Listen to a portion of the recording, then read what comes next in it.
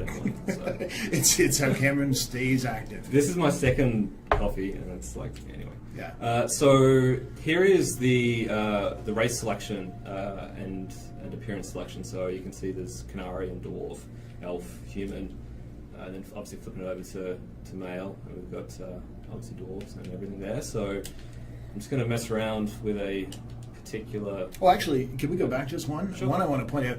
So when you hit character creation, it says Rogue, Dual Wield, Rogue, Archer. And, it says at the bottom, but of course it's the fine print, so some people miss it.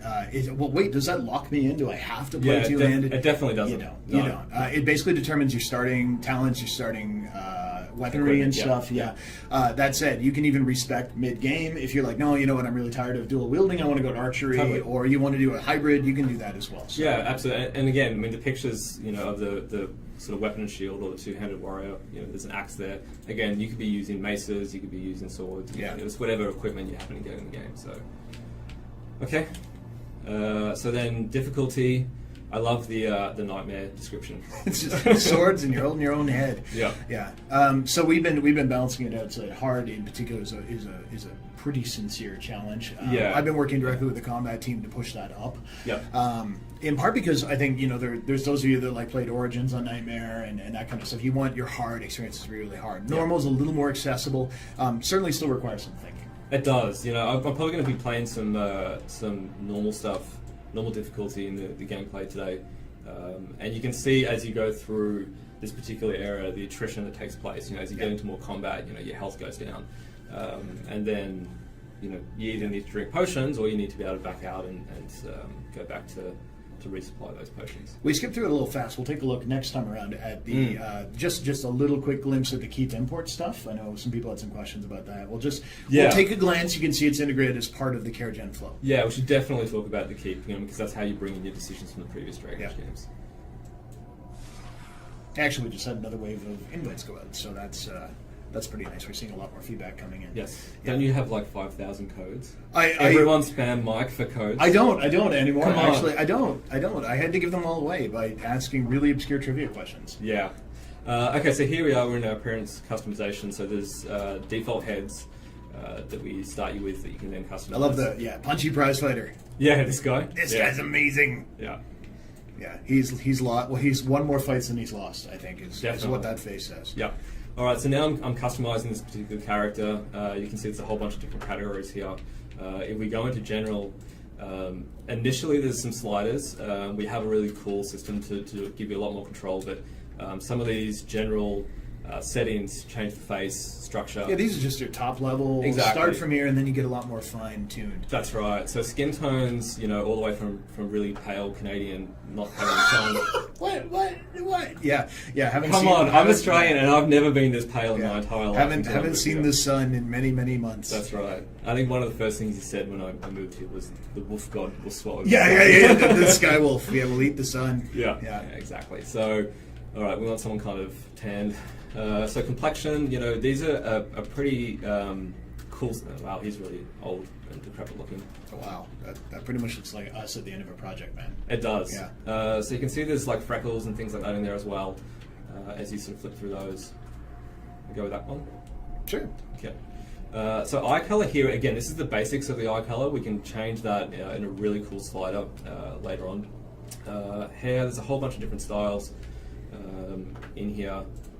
The tussle, the undercut, the He-Man, and the Joan Jett. Yeah. It reminds me of that guy from God, I can't remember the name of the show. Anyway, that's fine. Yeah, I like that guy. Yeah. Okay. The big thing was we wanted to give a bunch of different hairstyle options for people. If you want to have long, you want to have short.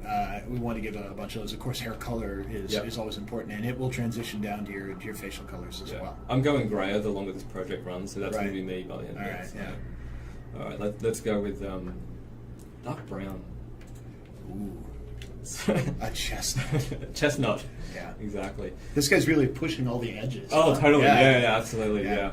Dark brown hair. Oof. We've got some little beard styles here as we go through. So, I don't know what you'll describe that as. Isn't that technically a Van Dyke where it doesn't connect, or is it connected? You're the beard expert. I just have a beard. That doesn't make me an expert.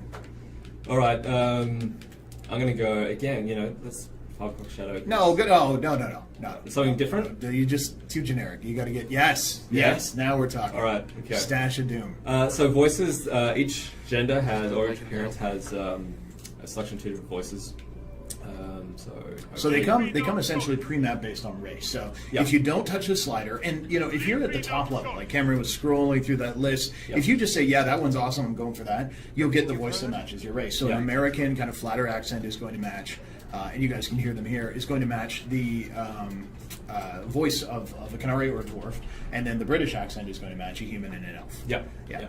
So here is where most of our customization comes in place. We've got this really cool sort of like, I don't know what you call it, like some sort of multi-point thing. Yeah, a pan-dimensional target.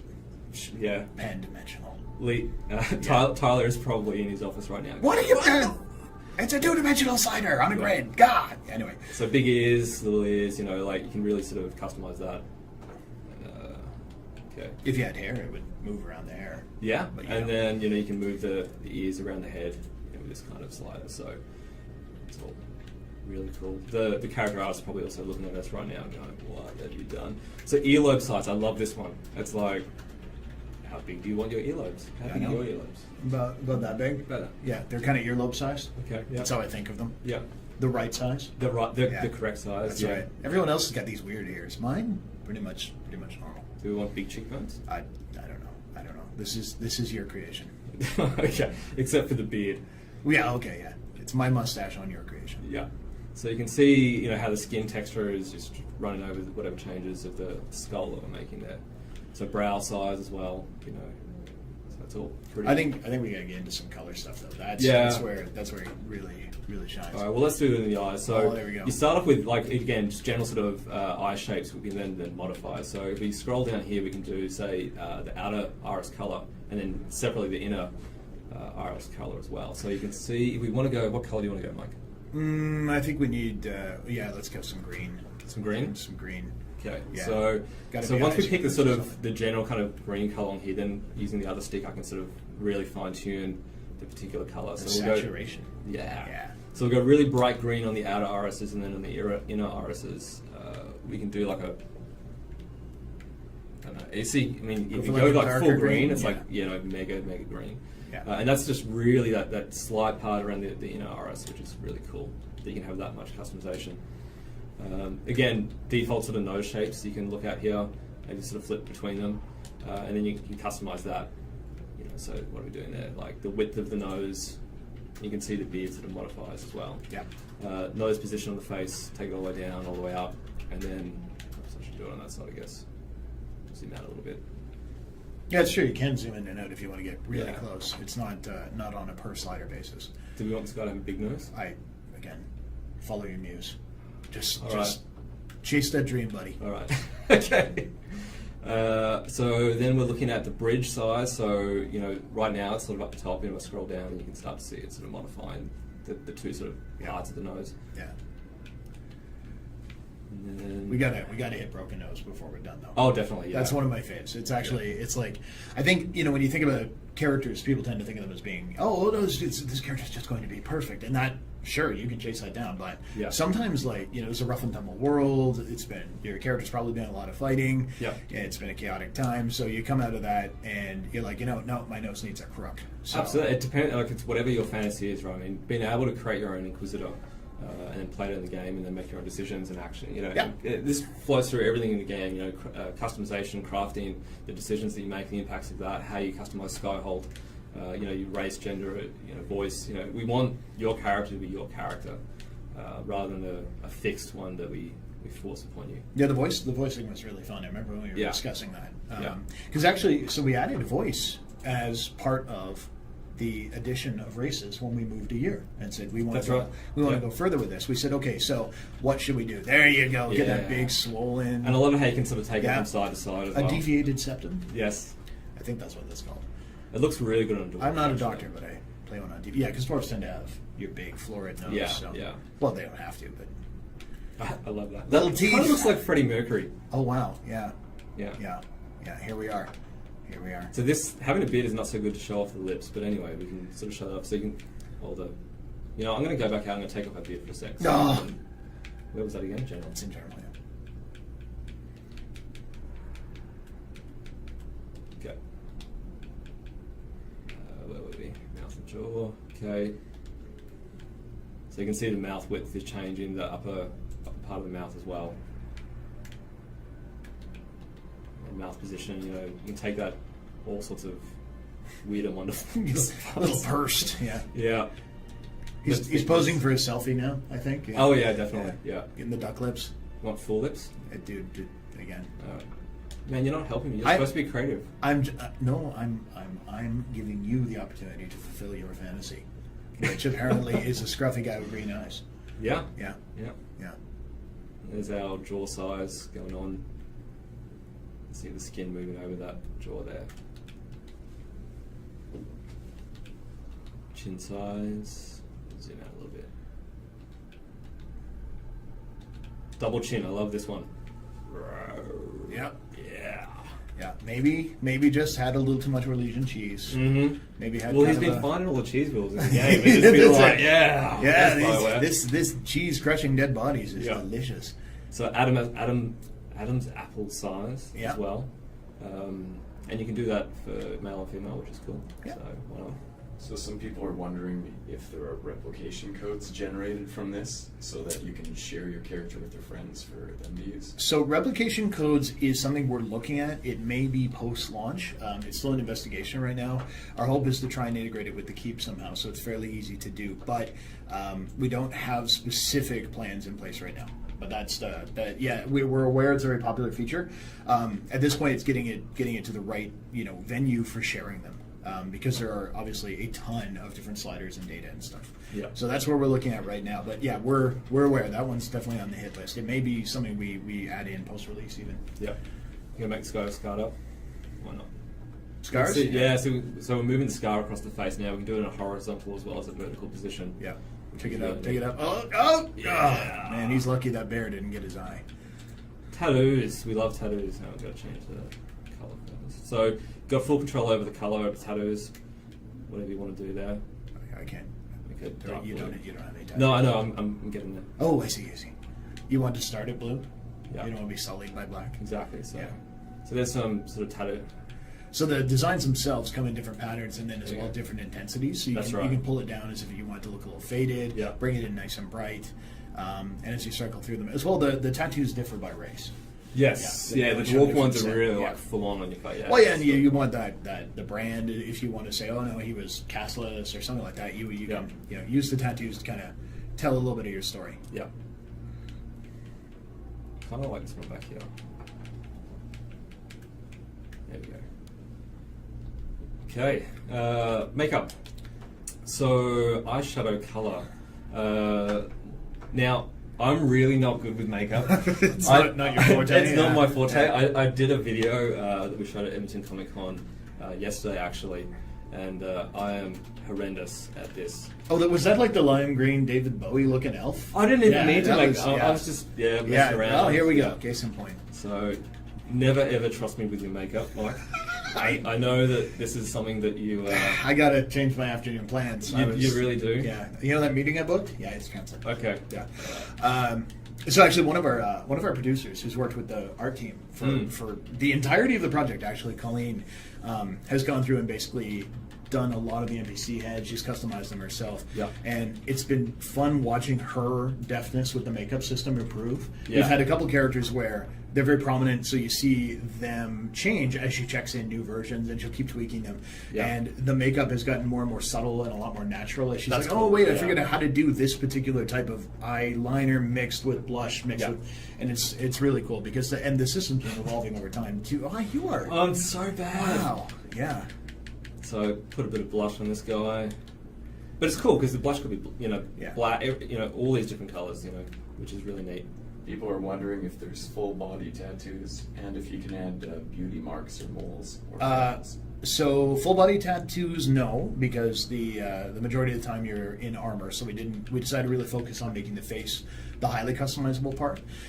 In terms of beauty marks, the scar system, I don't think it actually has any beauty marks in it. I haven't seen it. Check. I don't think we do have those. Yeah. That is a good suggestion. It probably something we should look at. I love how you can change even the lip shine. How glossy it is. Yeah. This is the mid Vaseline application. What? Oh, this may not be showing our art in the best light. Yeah. Now here's the best part: you can back out and reset and lose all those changes, so that your poor guy doesn't look like he went headfirst into a cosmetics Exactly. factory. Well, how about we do that? How about we go back to the main menu? We did say, and then we can do another character. Okay. All right. So, what race do you guys want us to do next? So, we just did a human. So, pick between an elf, dwarf, and a canary. Yep. And we'll probably do a female, I think. We've heard a lot for canary, especially the horns. All right. Horns. All right. Mind if I do this one? Sure. Mix it up. Maybe not. That makeup is applied. Yeah, that'd be nice. Yeah. It's a fun little thing. The race you get, or the gender you get at the start of the game is randomized. Yes. So yes. it's like, just, I don't know, you're going to get a set of cards. Mm-hmm. It is the bumpers to switch them.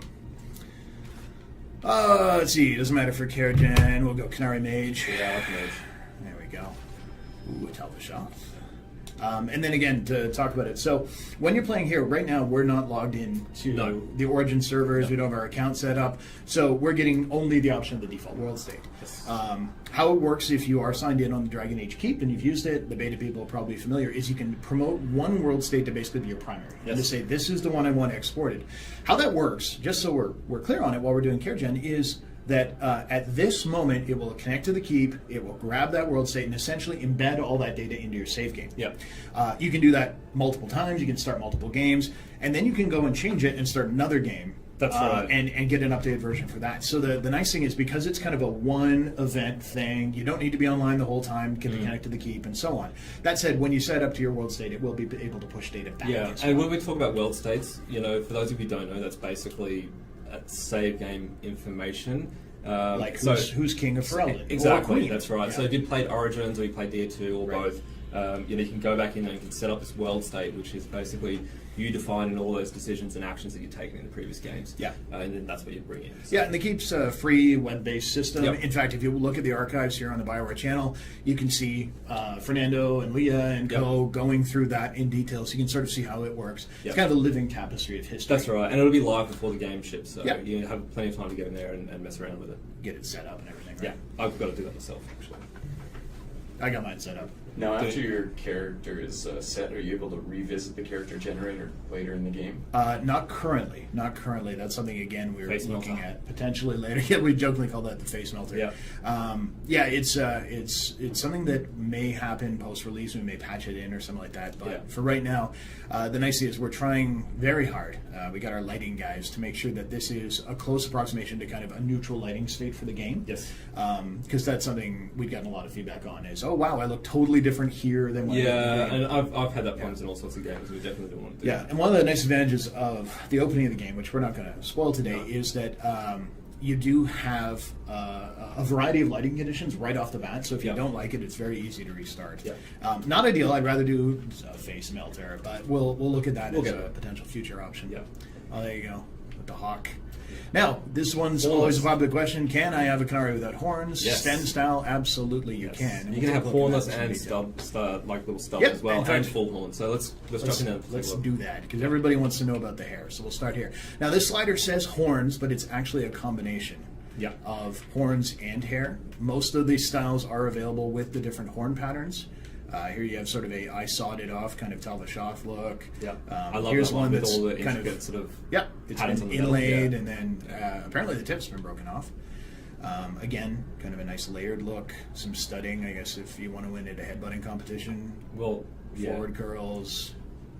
There was still, remember that guy down at PAX a couple of years ago? Someone was like, "Does the canary have like a headbutt special ability?" And I was like, "What? Yeah. Oh, that should be great." Yeah. Well, you can make a warrior in charge. That That's sure true, feels. yeah. That sure feels pretty. Here we go. Now we're into the asymmetrical breaks. That's that's really cool. I fell off the back of a hay wagon. Yeah. Here's I fell off the back of the hay wagon the other way with a new hairstyle. Backwards. Symmetrical. Yeah, exactly. Yeah, she had to pull herself out of that. Yeah. And this is more into the spaces, the Cerebos or the some of the Talbashov Raiders in DA2, where they quite deliberately sawn off their horns. Yeah. And then we get into the hornless variations as well. So you have a variety of different shapes and styles and metals. Cool. So I know that one was a pretty popular ask. Actually, on Twitter last night, I was seeing a lot of people asking about the skin tone of the Canary. Sure, okay. So let's dig into that. So the Canary, they definitely a very different skin tone set than we have. You run to a fairly pale kind of gray there. Yeah. Pull through the different grays, and then you head more into the bronzy territory, closer to what Sten's color was, with that slight green tinge. A little bit more pink, and then all the way down into kind of this dark bronze, and then right there for almost this like jet black look, which can be really striking. Given red eyes. Yeah, you go into like the more traditional Canary kind of white hair or blondes. Like Horndro. Yeah, a lot of people are. Yeah, kind of. A lot of people are very curious about hair color. We bandied about whether we'd restrict to white or something like that. And we decided no, it needs some variations, but obviously not the full range that the humans have. Or the elves. Do you want to do female voice? Yeah, absolutely. So our two voice actors, you've probably seen Connell get spit on various times by one of them. So good. But of course, for the American voice, which would be the one you heard first, Sumali Montano is Somali. Sorry, I said it slightly wrong there. Is voicing. So again, your two choices, able to switch between some nice sample lines, get a sense of the lip sync in motion as well. All right, come out of here. Now beyond that, adjust the body type at all? We have a number of questions about that. Oh, body type. So people keep asking about body type, and totally fair question. We had to make a choice between kind of racial variation on the body types or slider variation on the body types in terms of how we decided to build it. The takeaway for us was that having all the races and the genders be different heights and different sizes was more valuable than having like a slider-based kind of body shape. And that, I mean, obviously we've got a lot of data in the character creator, so we let us double down. Absolutely, So a female Canary, for instance, just towers over even a human male. There are few conversations quite as stark as a female dwarf talking to a male Canary, because that's just that their necks are all craned. And of course that was pretty challenging because we had to build specific systems to make them properly meet up and the head look over the course of all dialogues. So makeups share the same basic shape and style over the course of the two, but as noted, we also have there's scars. Thickness, chin shape. So again, female characters, as Cam noted, do have Adam's apples as available.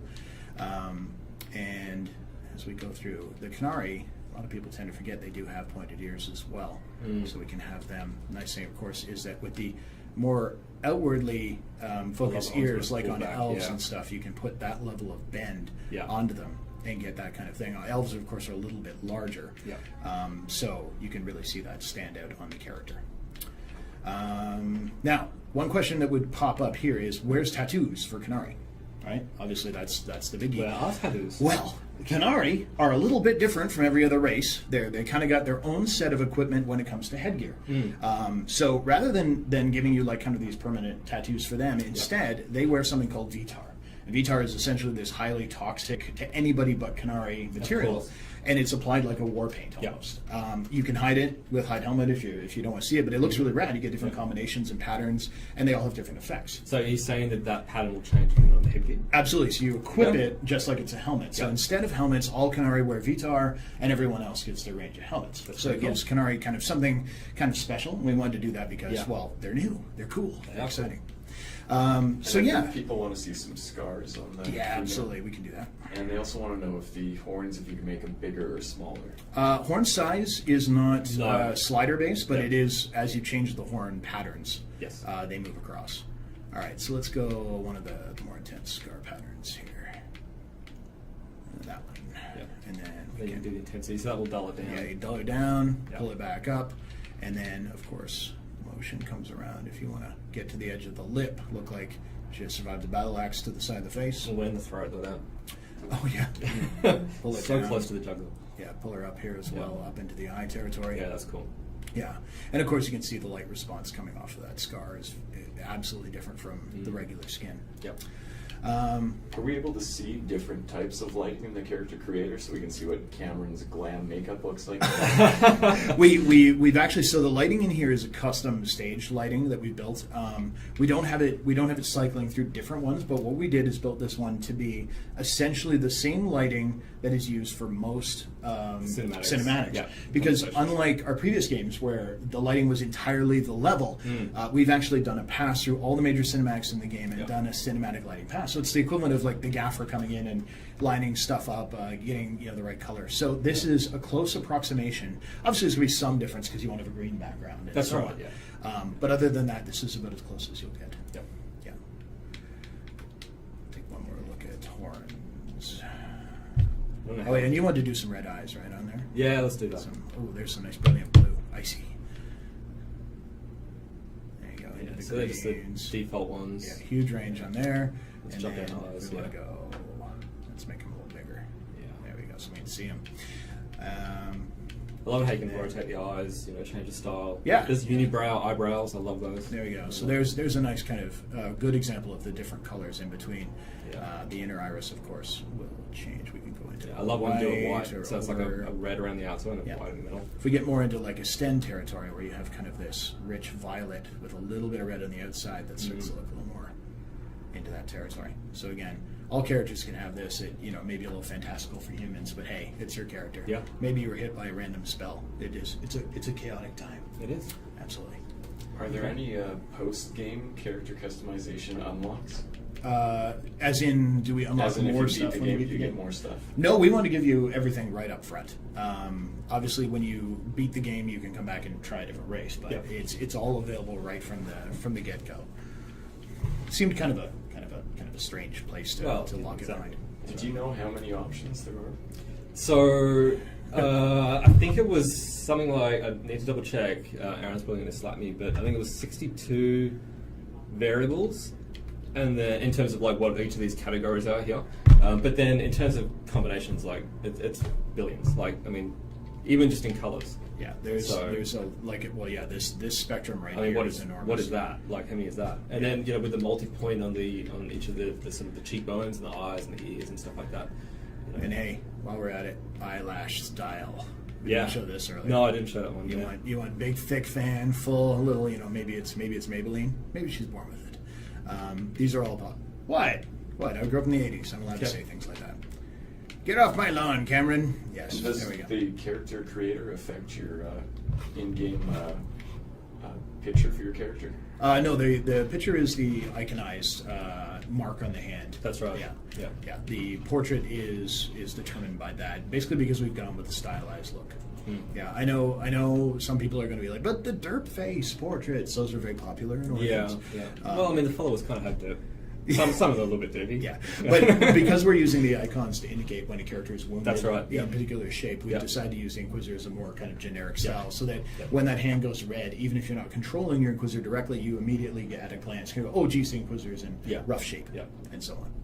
Okay. All right, shall we go to some gameplay? Yeah, let's jump in. Let's back out here. Cameron, Thank you, sir. back to you. All right. So this area is it's a bit of the deep roads, I guess, sort of some dwarven. Yeah. So the area. For those of you who may not be familiar with the deep roads, lore time. The Dwarven Empire once stretched across the entirety of the underworld.